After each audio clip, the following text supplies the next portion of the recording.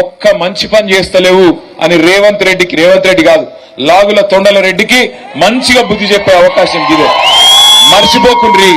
ఎందుకంటే ఒక్క మాట మంచిగా మనసుకి ఎక్కించుకోరు మా ఆడబిడ్డలు. ఇప్పుడు మీరు దబ్బన పొరపాటున వాడిచ్చే 1000 రూపాయలకో 2000 రూపాయలకో ఆశపడి మరి మళ్ళా చేయి గుర్తు కొట్టేసిరు అనుకో, ఏమనుకుంటాడు తొండల రెడ్డి? ఏమనుకుంటాడంటే వీళ్ళంతా పిచ్చోళ్ళు ఉన్నారు, బిచ్చుకుందోళ్ళు, నేను రూపాయి ఇయ్యకపోయినా వీళ్ళకు నేను 1,00,000 రూపాయలు బాకీ ఉన్నా, నెలకు 2500 చొప్పున 24 నెలలకు 1,00,000 రూపాయలు బాకీ ఉన్నా వీళ్ళు నాకే వేసిండ్రు. వీళ్ళకు తులం బంగారం ఇయ్యకపోయినా మళ్ళా నాకే గుద్దిండ్రు. ముసలోళ్లకు 4000 పెన్షన్ ఇయ్యకపోయినా మళ్ళా నాకే ఓటేసిండ్రు. అసొంటప్పుడు నేను ఎందుకు ఇయ్యాలే? వీళ్ళంతా పిచ్చోళ్ళు, ఓట్లు అమ్ముకుంటారు, ఓట్ల కాడికి రాగానే చేతుల నోటు పెట్టగానే కథమైపోతుంది, అల్కగా కొని పారేయొచ్చు అనుకుంటాడా? అనుకోడా? మరి ఎలక్షన్ లో ఇచ్చిన మేనిఫెస్టో బాండ్ పేపరు చిత్తుగా ఇదంతో సమానంగా ఇవాళ నాలుకే గీకేష్ పారేసుకోవడానికి కూడా పనికి రాకుండా మరి ఇవాళ వ్యవహారం చేస్తున్న కాంగ్రెస్ పార్టీకి బుద్ధి చెప్పేందుకు బిచ్చుకుందలో ఉండే 12కి 12 వార్డులు మొత్తం ఏ గుర్తు కోటేయాలి? ఏ గుర్తు? అక్కడ అక్క జిల్లాలు చెప్పాలి, ఏ గుర్తు? కారు గుర్తు కోటేయాలి. ఒక మాట అడుగుతున్నా నేను, బిచ్చుకుంద మండలంలో అదేవిధంగా జుక్కల్ నియోజకవర్గంలో మా షిండే గారు అడిగితే కేసీఆర్ సార్ ఆ రోజు 500 కోట్ల రూపాయలు మంజూరు చేసి నాగమడుగు ప్రాజెక్టు శంకుస్థాపనకు నన్నే పంపించిండు. ఇలా నాగమడుగు ప్రాజెక్టు ఆ రోజు మనం ఉన్నప్పుడు 20% పైన అయింది. కాంగ్రెస్ వాళ్ళు వచ్చినాక ఎక్కడేసిన గొంగలు అక్కడనే. ఆ కాంట్రాక్టర్ ను బెదిరించిండు మీ ఎమ్మెల్యే, నువ్వు ఇస్తావా పైసలు సస్తావా కమిషన్ అంటే వాడు తట్టపార వారేసి వాడు వారిపోయిండు. నాతో కాదు, ఇది ఎక్కడ రపరప, నేనేమో పని చేసి నీళ్ళిద్దాం అనుకుంటే ఈయన పైసలు అడుగుతాడు, నాతో కాదు అని చెప్పి ఆయన పారిపోయిండు. అట్లాగే ఇగో ఈ పక్కకు ఈ హాస్పిటల్ కనబడుతుందా? ఎవరు కట్టించారు? ఇది ఎవరు కట్టించారు? యోగి హనుమంత్ షిండే అన్న కట్టించిండు. ఆ పక్కకు మన ఊరు మన బడిలో కట్టిన స్కూల్ కనబడుతుంది చూడగో, మన ఊరు మన బడి. ఆ పాఠశాల మంచిగా చేయించింది ఎవరు? హనుమంత్ షిండే గారు. అందుకే నేను అంటున్నా, ఇవాళ అట్లా అడిగితే నేను మొత్తం బిచ్చుకుందలా జుక్కల్లా రాంగరాంగ అన్ని చూసుకుంటూ వచ్చిన. ఆ కమ్మరికుంట చూసిన, మిషన్ కాకతీయ కింద మినీ ట్యాంక్ బండ్ చేసినాం దాన్ని. ఆ మినీ ట్యాంక్ బండ్ చేసి ఆడ తెలంగాణ తల్లి విగ్రహం పెట్టి అమరవీరుల స్తూపం పెట్టి మంచిగా అందంగా షిండే గారు చేసిండు. ఇలా వచ్చినప్పుడు షిండే సాబ్ చెప్తున్నాడు, అన్నా చూడు ఇగో ఇది నేను చేసిన అన్నాడు. నేను ఒక్కసారి మరలి చూస్తే అక్కడ మొత్తం పందులు తిరుగుతున్నాయి. ఇప్పుడు కాంగ్రెస్ వల్ల పరిపాలన ఎట్లుందంటే అందంగా తయారు చేసి ఇచ్చిన మంచి మినీ ట్యాంక్ బండ్ను కూడా ఇలా నడిపే చేతనైతలేదు, మెయింటైన్ చేసే చేతనైతలేదు. పందులు తిరుగుతున్నాయి ఇవాళ. అంటే గంత అద్మానంగా కాంగ్రెస్ పాలన ఉన్నది. ఎందుకు వేయాలి కాంగ్రెస్ కు ఓటు? నాకు ఒక్క కారణం చెప్పురు మీరు. ఇక్కడ ఉన్న వాళ్ళందరూ రైతు బిడ్డలే కదా. నేను ఒక్క మాట అడుగుతా, అడగకుండానే కేసీఆర్ రైతు బంధు ఇయ్యలేదా? ఎవరైనా అడిగిర్రా కేసీఆర్ ను? 73,000 కోట్ల రూపాయలు 70 లక్షల రైతుల ఖాతాల్లో ఎవరన్నా ఈ భారతదేశం లేచింలా? మరి అసొంటి కేసీఆర్ ను వదులుకున్నాం. ఇయ్యాలా ఉన్నదా రైతు బంధు? ఇయ్యాలా కేసీఆర్ ఉన్నప్పుడు ఎన్నడన్నా యూరియా బస్తాల కోసం తిప్పలు ఉండేనా? ఆటో అన్నకు పైసలు ఇస్తే పొలం కాడికి వచ్చి వేసిపోకపోతుండే.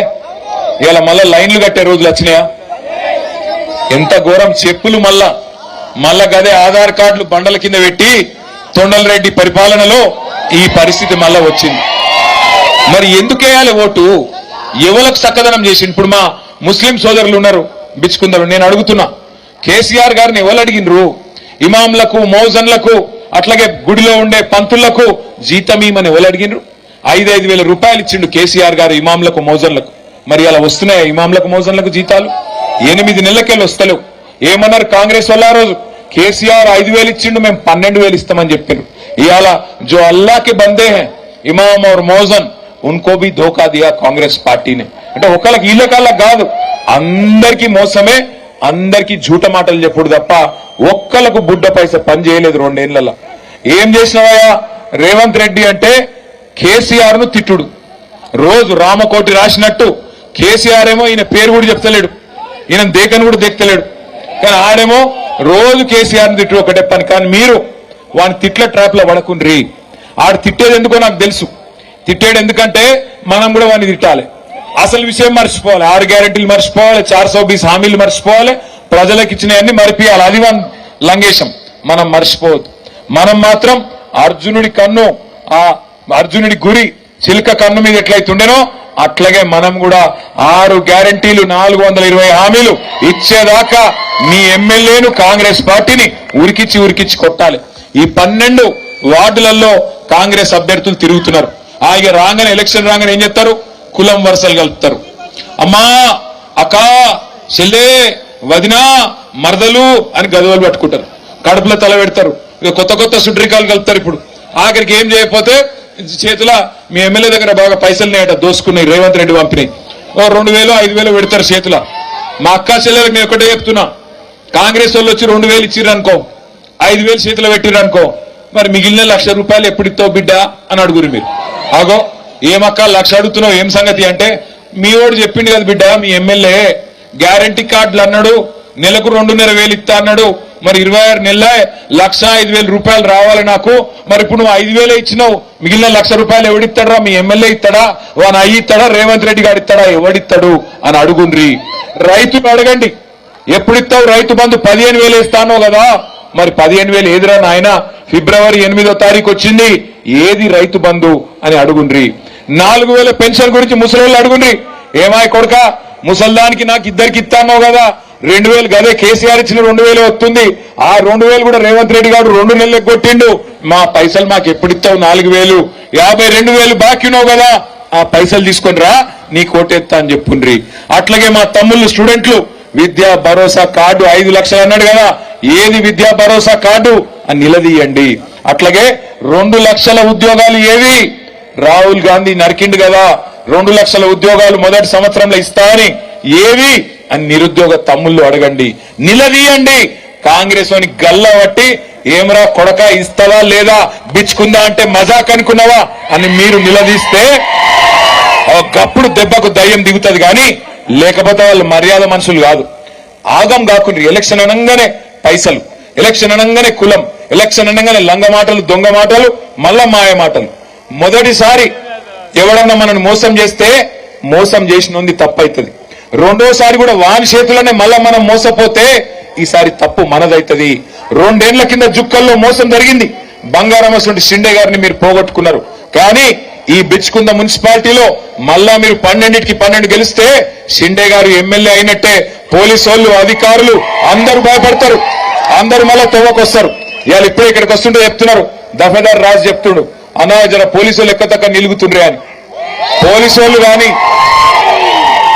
వాళ్ళు కానీ అధికారులు కానీ వాళ్ళు కుర్చీకి గులాములు. కుర్చీలు ఎవడు కూర్చుంటే వానికి సల్యూట్ కొడతారు వాళ్ళు. మనం భయపడద్దు. మళ్ళగా కుర్చీ ఎట్లా తెచ్చుకోవాలని బిచ్చుకుందలాగా చూసుకోవాలి. బిచ్చుకుందలా మళ్ళీ మీరు కుర్చీ చేసుకొని కూర్చోండి, 12 మంది కౌన్సిలర్లను గెలిపిండ్రి, మళ్ళీ అదే పోలీసు వాడు వచ్చి సల్యూట్ కొడతాడు మీకు, మీ షిండే గారికి. మీకు నేనేమంటున్నా అంటే అల్కట్ తోవా ఇది. ఎవరిని గుద్దేది లేదు, కొట్టేది లేదు, బూతులు తిట్టేది లేదు. రేవంత్ రెడ్డి లెక్క మన ఓటు బంగారం వల్ల కారు గుర్తుకు మనం వేసుకుంటే ఎవడు మన ఇంటికి కూడా వీకేది లేదు. అందుకే దండం పెట్టి చెప్తున్నా, పల్లెటూర్లకి వెళ్ళి కూడా ఇక్కడికి వచ్చి అలా ప్రచారం చేస్తున్న మా తమ్ముళ్ళని కూడా కోరుతున్నా, మీకు కూడా దోస్తులు ఉంటారు, మీకు కూడా క్లాస్మేట్లు ఉంటారు, మీకు కూడా చుట్టాలు ఉంటారు. బిచ్చుకుందలా ఇంటింటికి ఓన్రి. ఈ 3 రోజులు మీరే క్యాండిడేట్ అన్నట్టు జిద్దు మీద తీసుకొని తనలాడు. నిలబడ్డ 12కి 12